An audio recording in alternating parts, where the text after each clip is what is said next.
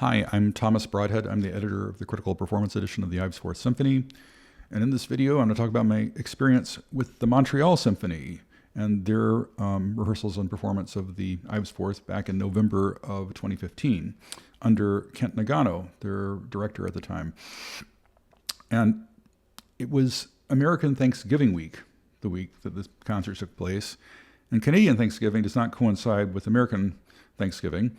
But for some reason, the concerts were held really early in the week. That week, they were on Tuesday and Wednesday. And so the first rehearsal for the concert was on Sunday in the morning. And then it went through to the dress rehearsal on Tuesday morning and the first concert on Tuesday night. And Nagano, like some other conductors that I had worked with in the past, had rehearsed the strings and the winds separately before bringing everyone together. So the Sunday morning rehearsals were sectionals. And I attended the string sectional with my good friend Malcolm Goldstein, who is the editor of the critical edition of the Ives Second String Quartet. And he had played the Ives Fourth in the violin section under Stokowski back in the 60s. Not at the premiere, but it's Stokowski's second performance of the work. And so I was able to introduce him to Kent Nagano, who was very interested to meet him and ask him about playing under Stokowski and that kind of thing. And that was lovely. Nagano had done the work many times before and knew it well, had great love for the piece. And he took it very seriously. And he thanked me for the edition, saying that it had shaved 3 hours of rehearsal off the time needed to prepare the thing. And again, it was that number kept coming up. 3 hours seemed to be what conductors were saying. It's like you've shaved 3 hours of time off the rehearsal of this piece. And so that was wonderful. I'm going to jump ahead to say what he said before the concert itself, before I get into things that came up in the rehearsal. He addressed the audience before performing the work on the Tuesday night concert. And there is a Canadian cultural requirement that, that Canadian culture itself must be emphasized, so that it's not overwhelmed by the culture of its neighbor, the United States, which is completely understandable. And in Montreal, there's the added concern with the French culture and the French identity. So Nagano, perhaps in response to that, this zeitgeist they have, contextualized the Ives Fourth as the great North American symphony. And I thought, oh, well, that's interesting. That's true. The congregational church culture wasn't confined to New England. It extended up the Atlantic into Canada. So that church culture that Ives grew up in was one that was experienced by people who lived, all the way up into Canada. So it is the great North American symphony. All right, so next. So in a previous video, we were talking about the Thorny extra violin 2-part and the extra viola part, and how those are parts that are either to be played by players at the rear of each section or by spatially separated players. We didn't go into the spatially separated component of that music before. We were just talking about the complexity of the music that's spread across two facing pages and each player having to read from each page simultaneously. Well, because Ives does indicate that it could be played by players that are not part of the main sections, there needs to be a dedicated part for spatially separated players to play. And so this is the one for the extra violin 2-part.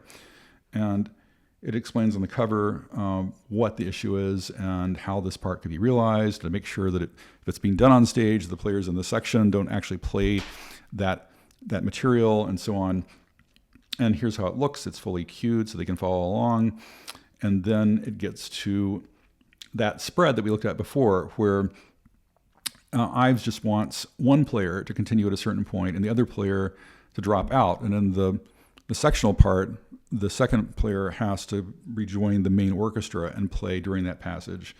And so it ends up being a different presentation of the material so that it works out with spatially separated players, and it goes on like this, as you can see. Well, I also address this in this revival guide with a special message about how Ives felt about this likely. Here is the section of the survival guide entitled The Extra Violin 2 and Extra Viola Parts, and it glosses this issue that we were discussing. And then I write this one paragraph to set things in relief. It would be possible for 3 of the violinists of the distant choir to play those parts, one picking up a viola for the job. If so, it would be advisable for those players to move to a position that would be distinct from the location of the distant choir. This would be essential so that they would not confuse the distant choir's role as the heavenly host of the prelude and the finale with the more mercurial roles of the extra players in the comedy movement. The extra violin 2 in particular would seem to represent the machinations of Mr. Smooth It Away and the Celestial Railroad program.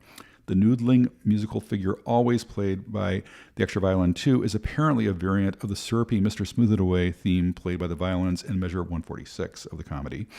Likewise, the extra viola would seem to represent one of the pilgrims from the Hawthorne story. Kent Nagano absolutely read that paragraph and absorbed it and appreciated its meaning. When I first was introduced to him by the orchestra librarian, he was in fact at his desk reading through the front matter. I don't know if he was reading that paragraph at that moment, but he surely had read it and absorbed it because of what happened during the rehearsal that happened later that day when they combined all the forces. They had, sectionals in the morning, and then they brought everyone together in the afternoon. And after the full orchestra rehearsed the first movement, when they went to the second movement, he turned to the distant choir violins who were up above the orchestra in a loft, and they were going to be playing the extra violin material, as it turned out. And he looked at them and he said, "Violins in the distant choir, you are not prominent enough."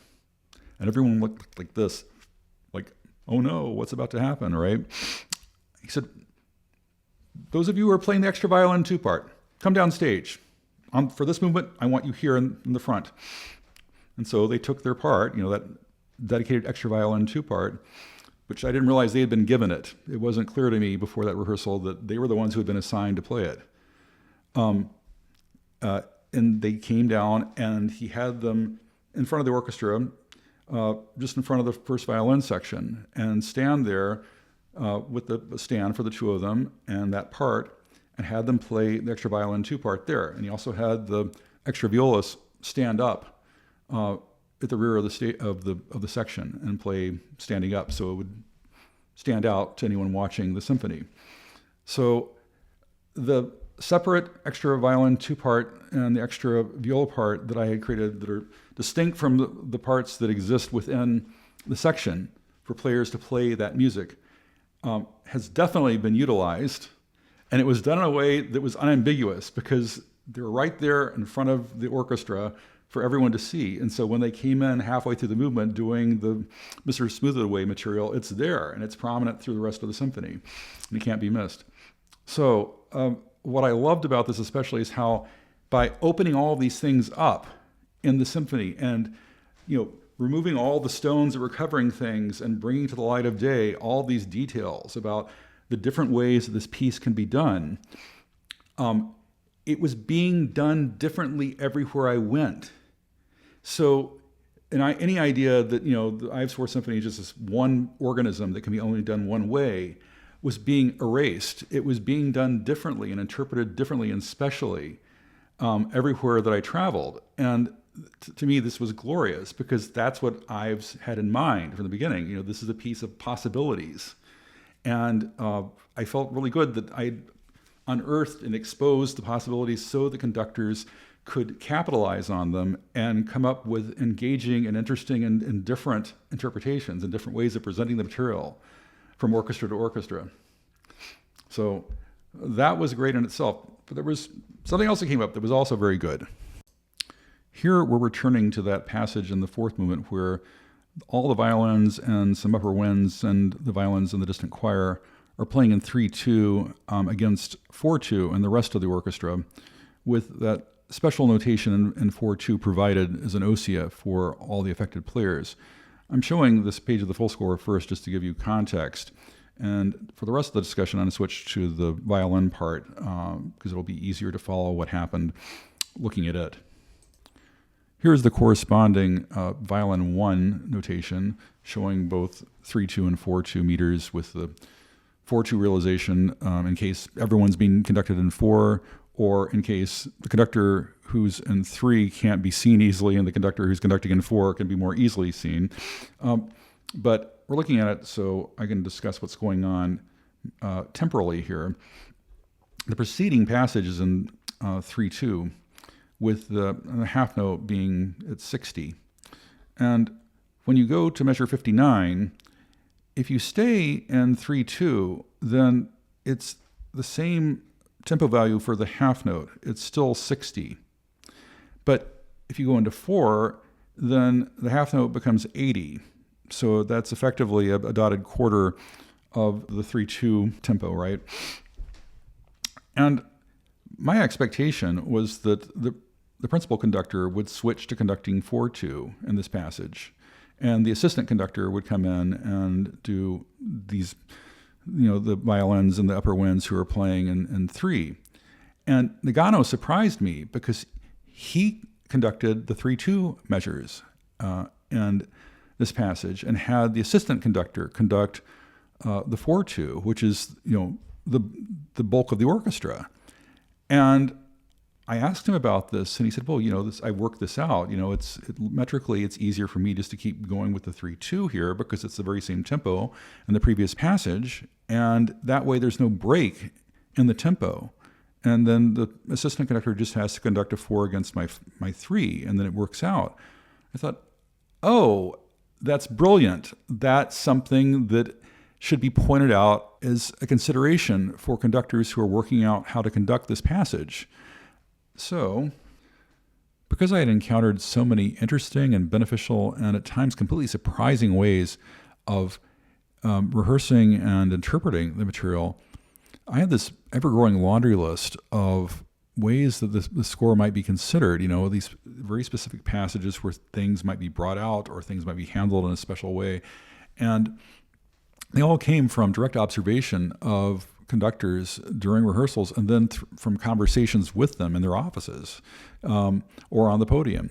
And Kent Nagano's insight into how the 3/2 versus 4/2 passage in the fourth movement could be handled and how he did handle it really cemented it for me. I realized, okay, this needs to be written out. So the result was this passage, Interpretive and Rehearsal Agogics.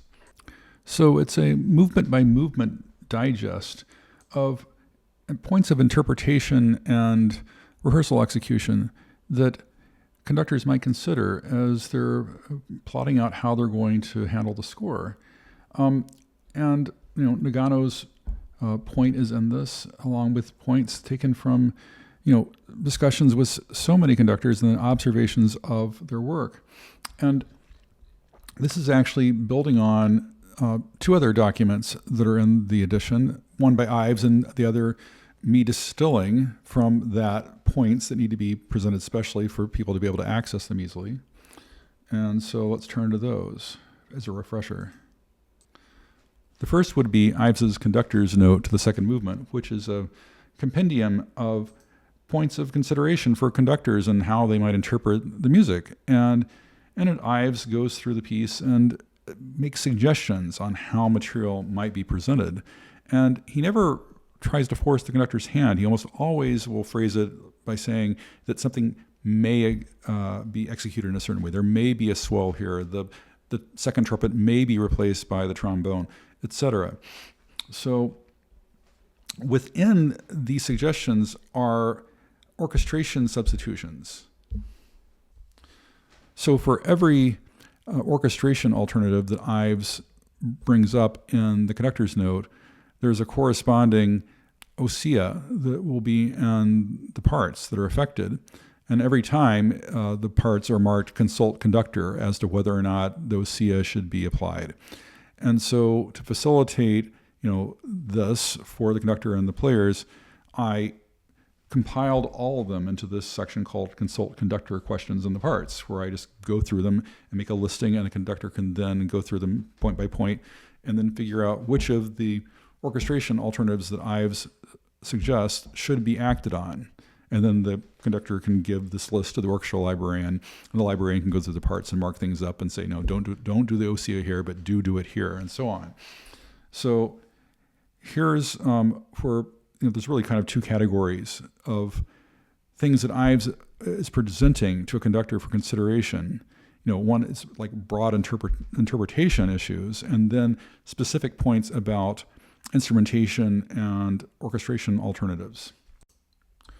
So now back with the interpretive and rehearsal agogics section, this follows in the footsteps of the other two sections, in that it's giving points of reflection for the conductor and interpreter of the score, so that this piece stands a chance of being the unique beast that it was always meant to be. The point of this edition is not to cage the beast of the Fourth Symphony in any particular way. It's to remove it from the cage and allow it to be the romantic chimera that it is. And so that, conductors can craft original and surprising and unique interpretations.